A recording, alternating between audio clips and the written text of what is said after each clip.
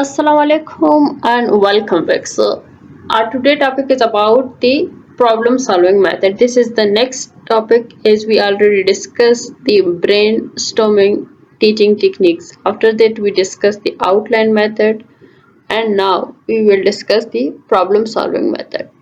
So, problem solving is a process to choose and use the effective and beneficial tool and behaviors among the different potentialities to reach the target.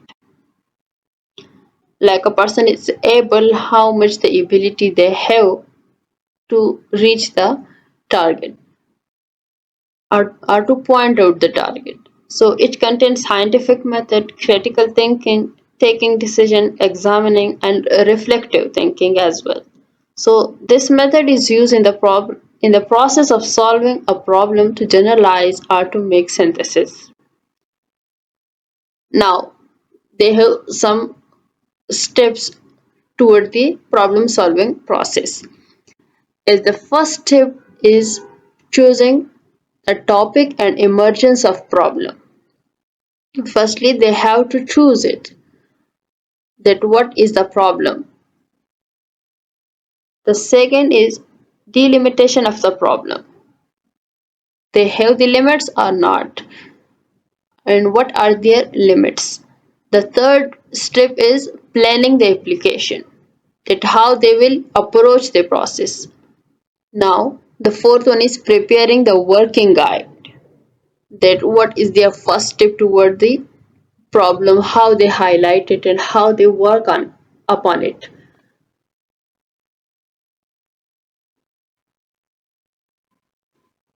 The next is providing the sources and examining the problem very carefully. After that, they get a conclusion and disputing the topic, view, and finding. These are the very essential steps toward the problem solving process. Now, they have some advantages as well as some disadvantages. So, we discuss the advantages of problem solving method.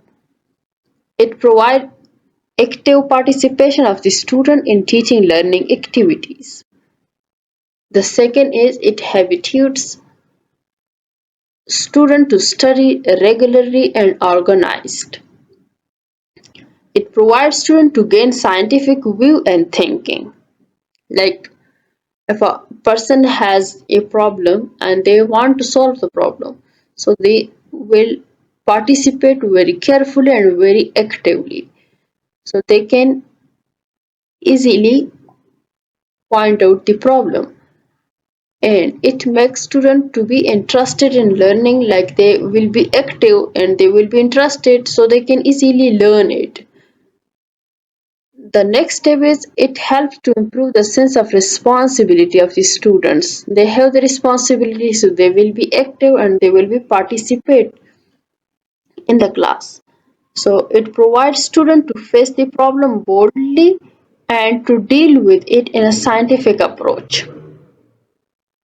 Like if a person is uh, there to solve a problem and they face the problem, so they have the ability to face it with a very creative mindset, so they can easily solve the problem. It helps students to adopt the view of benefit from other ideas and to help each other, as well as it predicates the learning to a more logical and doughty foundation.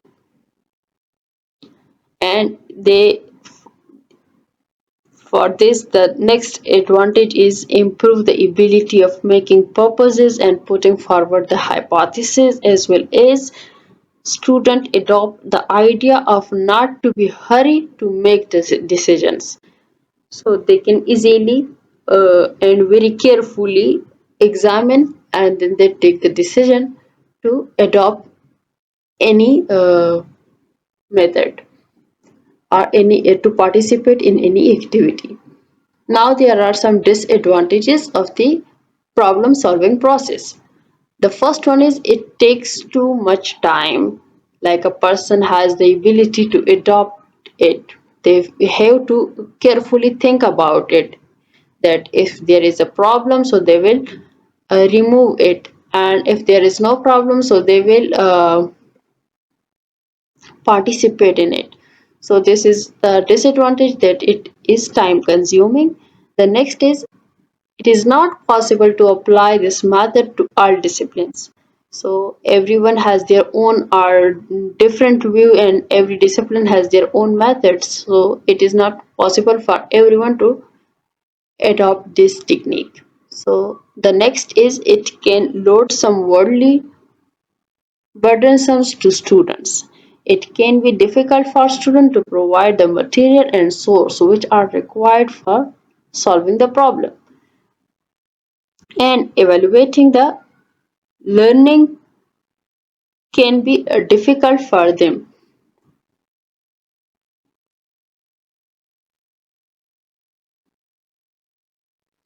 Now there are some uh, techniques which is used in the problem solving method. The first one are the A part is induction, like it is a process to discover a method. Firstly, they have the problem, so they have to discover the method very carefully. For this, they have to observe it, and then they found some similarities as well as dissimilarities in it, and they will apply some general rules and law with the techniques like generalization, or making abstract from the similarities. The second one is deduction. So it is a reverse of induction technique, like some general law and rules which are reach before are given to the student and want them to apply this method to different singular case. So the convenience of it to the one of the case is controlled mentally. So these are the two techniques in the problem solving method. In the next class, we will discuss the next technique of the teaching method.